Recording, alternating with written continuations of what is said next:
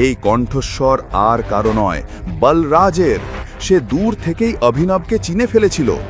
বলরাজকে দেখে অভিনবের মনে বল এলো, এখন কেউই তার কোনো ক্ষতি করতে পারবে না। সরি স্যার, আমি জানতাম না আপনি এভাবে এখানে আসবেন। আমি শুধু এই লোকটাকে প্রতারণা করা থেকে আটকাচ্ছিলাম। ওকে ছেড়ে দাও। অভিনব চুপচাপ বলরাজের পেছনে হাঁটছিল। প্রণব এবং বাকিরা বুঝতে পারছিল না কেন বলরাজ অভিনবকে সঙ্গে নিয়ে যাচ্ছে। প্রণবও যখন তাদের পেছনে আসতে লাগলো, বলরাজ বলল, আমি বলেছিলাম আমার সঙ্গে এসো। না স্যার। বলরাজ তার দিকে তাকাতেই প্রণবের পা থেমে গেল। বলরাজের আচরণ দেখে অভিনব ভয় পাচ্ছিল। সে শুধু আশা করছিল লোকজন অভিনবের পরিচয় নিয়ে সন্দেহ করে ফেলে। যদি ও কোনো ভুল করে থাকে তাহলে সেটা ম্যানেজার জানবে। তুমি যদি নিজের লেভেলে অ্যাকশন নাও তাহলে ম্যানেজার রাগ করতে পারেন। জি স্যার, এসো। বলরাজ অভিনবের দিকে তাকিয়ে তাকে ভেতরে আসতে ইশারা করল। দুজনে মিলে ম্যানেজারের কেবিনে ঢুকল। ম্যানেজার তার চেয়ারে বসে কম্পিউটারে কাজ করছিল। বলরাজ দরজাটা জোরে বন্ধ করতেই তার দৃষ্টি দরজার দিকে গেল। সামনে বলরাজকে দাঁড়িয়ে থাকতে দেখে বলল, মিস্টার বলরাজ, আপনি এখানে? আপনাকে তো আমাকে ডাকতে হতো। বসুন প্লিজ। বলুন, আমাকে কি করতে হবে? এখানে অন্য কাজে এসেছিলাম, কিন্তু বাইরে যা দেখলাম মনে করলাম আগে এটা নিয়ে কথা বলা উচিত। বলুন, আপনি জানেন এই লোকটা কে? তার চোখ ধীরে ধীরে অভিনবের মুখ থেকে আঙুলের আংটির দিকে থামল। আংটির চিহ্ন দেখতেই ম্যানেজারের মুখ হা হয়ে গেল। ও মাই গড, এটা কি টাইগার? কে? ও সেই টিমের শেষ সদস্য, আর আপনি সেই টিমের ক্যাপ্টেন টাইগার। আমি ভীষণ দুঃখিত, আমাকে ক্ষমা করুন। টাইগার, আমি আপনার জন্য কি করতে পারি? এর কোনো প্রয়োজন নেই। শুধু একটা জিনিস মনে রেখো, আর কেউ যেন না জানে যে আমি টাইগার। জি স্যার।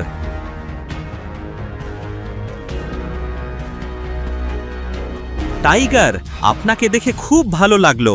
এখন যেহেতু আপনি ফিরে এসেছেন, আপনি অবশ্যই আমাদের সমস্যার সমাধান করে দেবেন। সেটা তো করবই, কিন্তু প্রথমেই আপনাকে আপনার স্টাফদের একটা শিক্ষা দিতে হবে। কারণ আমি যদি আমার নিজের স্টাইলে শিক্ষা দিই, তাহলে আপনি জানেন কি হতে পারে? কি হয়েছে? তারা কি করেছে? আর অভিনবের সঙ্গে যা যা হয়েছে সে সব কিছুই সে ম্যানেজারকে বলল। ম্যানেজারের রক্ত গরম হয়ে গেল। এক কালো চশমা পরা মানুষ দাঁড়িয়েছিল। তার চোখে সানগ্লাস এবং গলায় সোনার চেন ছিল।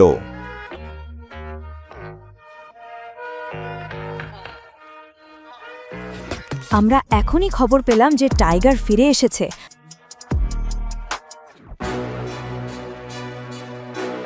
আপনি যদি বলেন। এখন না, সে তো মাত্র এসেছে। তাকে একটু লাফাতে দাও। আর হ্যাঁ, এবার ভুলেও তাকে খাঁচায় ভরার ভুল করো না। এখন দেখা যাক কি হতে চলেছে। ম্যানেজার প্রণবের সঙ্গে কি করবে?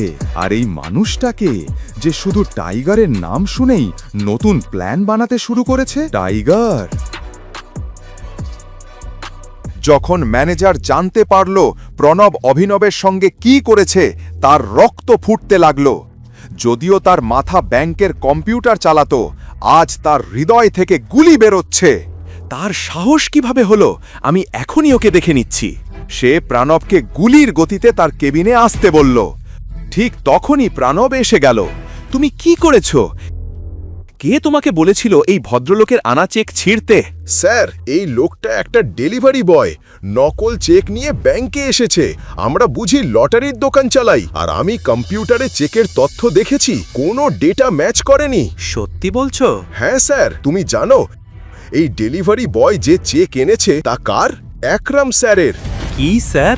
হ্যাঁ, আর তুমি তার সঙ্গে যা করেছো সেটা এক ব্যাপার, কিন্তু জানো একরাম স্যার জানতে পারলে তিনি তোমার সঙ্গে কি করবেন?